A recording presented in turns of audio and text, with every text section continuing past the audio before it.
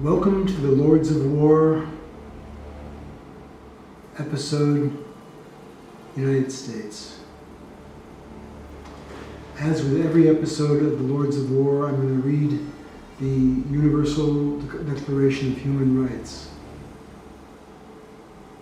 Whereas recognition of the inherent dignity and the equal and inalienable rights of all members of the human family is the foundation of freedom, justice, and peace in the world.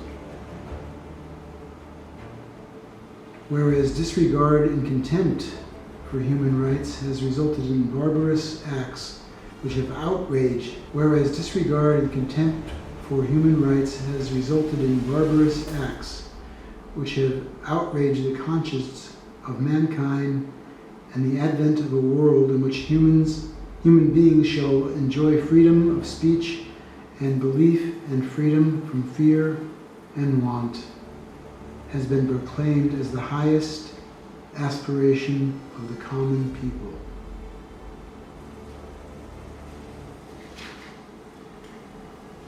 This particular episode is about the United States. As I said, the Lords of War are China, North Korea, Russia, and the United States.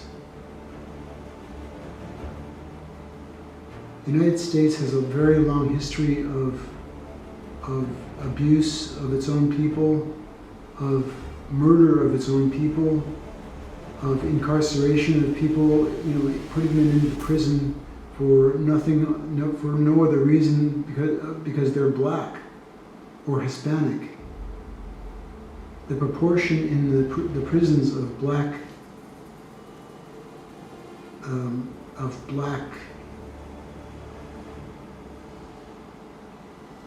the black population in prison is much bigger, and the Hispanic population in prison is much bigger than the white population.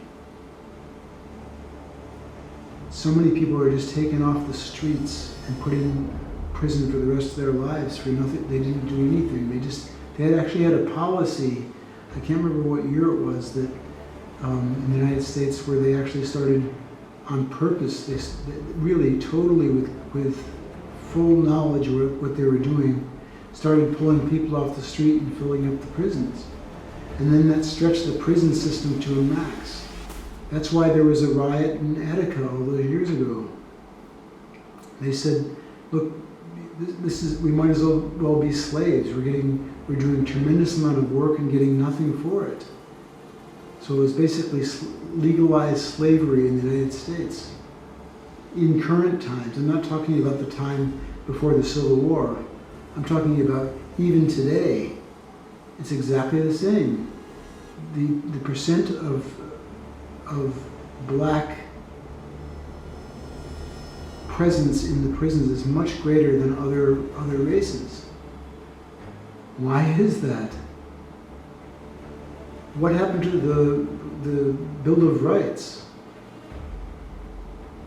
All men are created equal? Well, maybe they were back then when that document was written, but they certainly aren't now.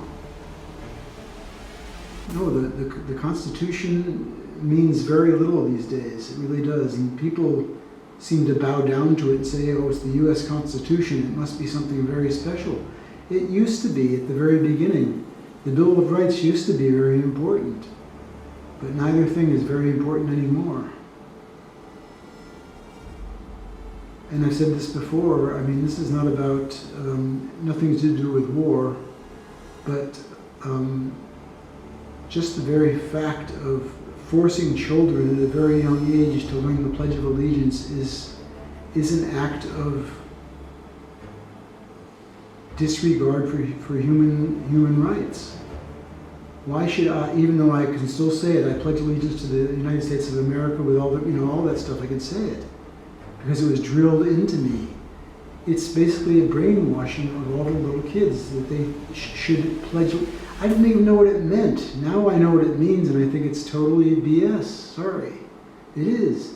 How can you pledge allegiance to a flag? Pledge allegiance to a country, especially the way the country's treating people.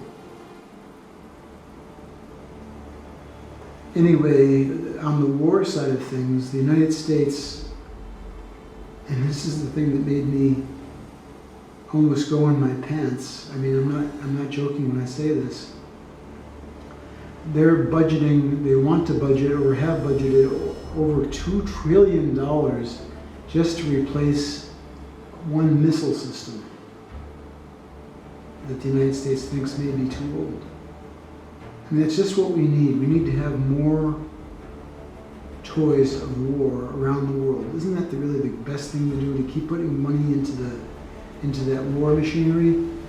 Hell no. $2 trillion could save the lives of so many people and make the world so much better. Put the $2 trillion into the study of is it fission or fusion? I know, the one that's safe. I can't think of it right now. I'm a little bit tired. It's late here in Sweden, but anyway, one of them is very safe and has almost no long-term effects on the Earth. Why can't we put that $2 trillion that's going into the war machine into something like that to make this world a better place? In fact, the output of that particular kind of a reactor is hydrogen, meaning you could actually also invest in hydrogen fuel cells, cars, and make those. You get the hydrogen coming from that particular kind of nuclear plant. That sounds like a perfect solution to me. But no, let's keep pouring more money. Let's keep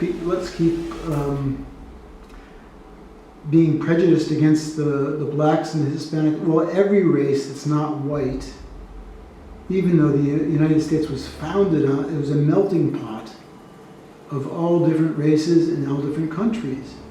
But now, I don't know if it's the conservatives, the liberals, or the independents, whoever did it.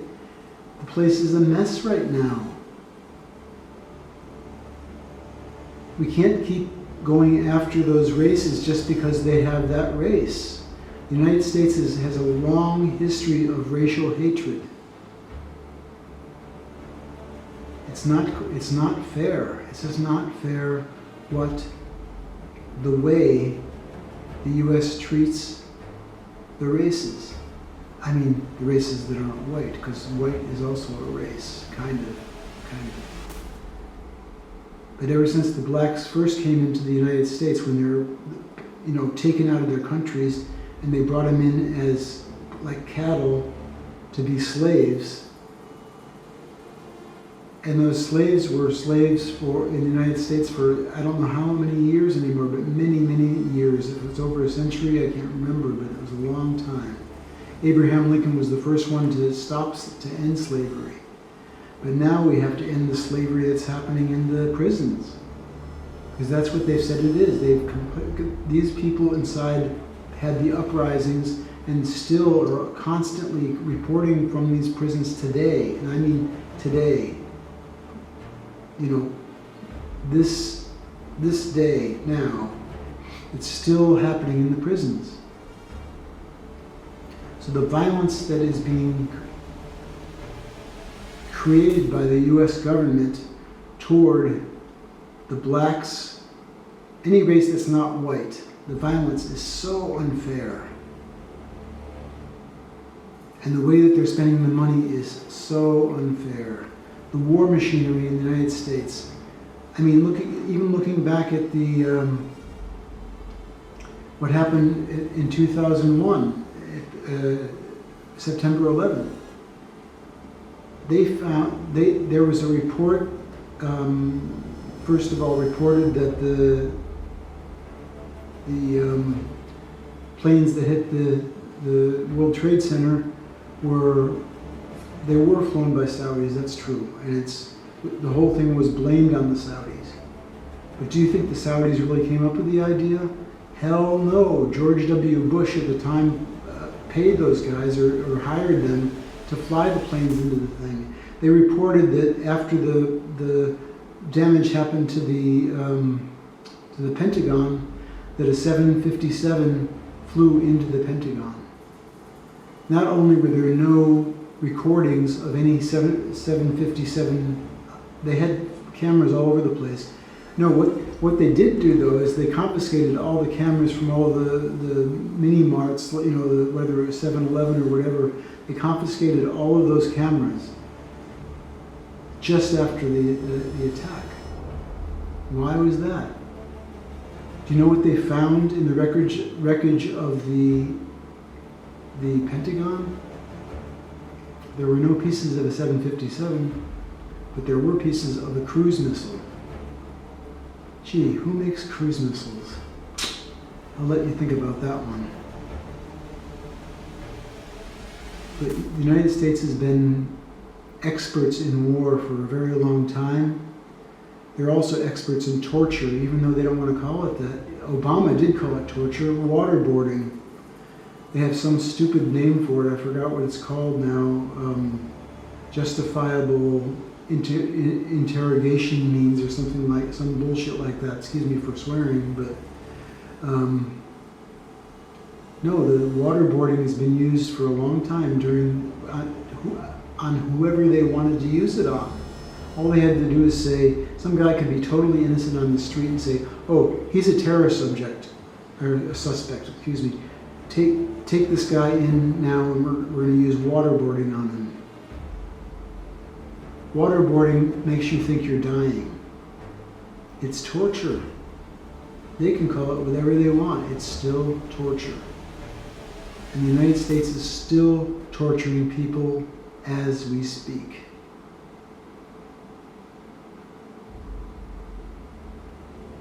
Well, that's about all I have to say on this subject right now, but I can just tell you that wake up and smell the coffee.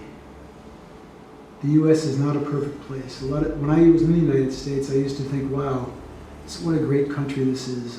What a fantastic country this is. Of course, it was better back in the 50s, but ever since the Vietnam War, the United States has been going like this. Obama was a ray of hope, excuse me. And some other people maybe that didn't get into office, including Camilla, would have done probably a great job. I don't even want to say anything about the person that's in office right now, the one that said, I would do my daughter. No, I would do her if she wasn't my daughter, or they couldn't do anything. If I killed someone on Madison Avenue, they couldn't do anything to me. I won't mention his name, I guess you know who that is. And I guess you know why there are so many books out there and so many audiobooks on Audible about what a lowlife that person is. But because the United States is the only country in the world that puts fluoride into the water, it's poison. Fluoride is poison for the body. And they've been putting fluoride in the water for many, many years. Well, what do you think that's done? It's dumbed down the population. And so when somebody says, I'm the best because of this and because of that and blah, blah, blah, blah, blah, well, they believe them. And that particular person that I was talking about before is very good at that blah, blah, blah. Anyway, I'm done talking for this evening, and I hope you enjoy your morning or your evening or middle of the night, depending on where you live. And I hope one of these days I can have better news about the world, but I can't right now. And I would never, ever, ever consider moving back to the United States that I used to love. And I used to love San Francisco, I lived there. But now it's filled with homeless people and dirt. This money power that exists in the United States and some other countries is just overpowering. Everything's about money. Everything, including the war machine. So the United States, wake up, wake up. You cannot keep putting all that money into the defense of the country. Give me a break. The United States is the biggest offender or offense of all of the countries. No, I'd say most of the countries in the world. If not, I would say it's number one in the world. That's why they have every embassy in the world of the United States is like a fortress. I know, I've seen it in many countries that I've lived in Sweden, in England, in Poland when I was there, in Warsaw. It was terrible. The ugliness, the fortress-like structures that they call an embassy, when every other embassy in all those places is beautiful. The American embassy has a fortress and it has barbed wire. I went up to the one that's in Stockholm, and I said, can I talk? Can I come in and look at it? No, you're not allowed. Do you have any papers that say, I'm an American citizen still? They wouldn't let me go in. I mean, hello? They probably wouldn't let me go in here in Sweden or in any other country either. When I went to the American embassy in Sweden, they wouldn't let me in. And I'm pretty sure they wouldn't let me in any other embassy, any place in the world, because they're scared less of what would happen if they had a very nice embassy like most of the other countries do. I've already done a video called The 800-Pound Gorilla, because I took some photos of, or some videos of all these beautiful embassies. And then I took a video of the US Embassy, which was standing up like this huge prison. And to make things even more interesting, there in Sweden, in the same area, they have what should be a secret, either CIA or NSA or whatever house. If you stand on the sidewalk, which is a public sidewalk, too long in front of that building, they come out and they say you have to move. This happened to a friend of mine very recently.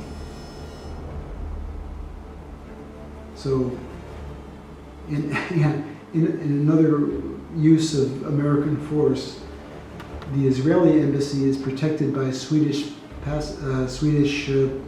police, heavily protected. If you try to take a photo there, they come over and try to take your camera away from you. I'm not kidding. And why is that? Because the United States is in bed with Israel, just like they're in bed with a lot of other countries that you don't even think about as an American. But they are. It's all about money, it's all about war, about the war machine, building it up, and not investing where it's important. That's all it's about. Well, thank you for listening, and I hope you follow my channel, This and That, on YouTube. This will also be on my podcast, ScottyCast, in a couple of days. Thank you for listening. Bye-bye.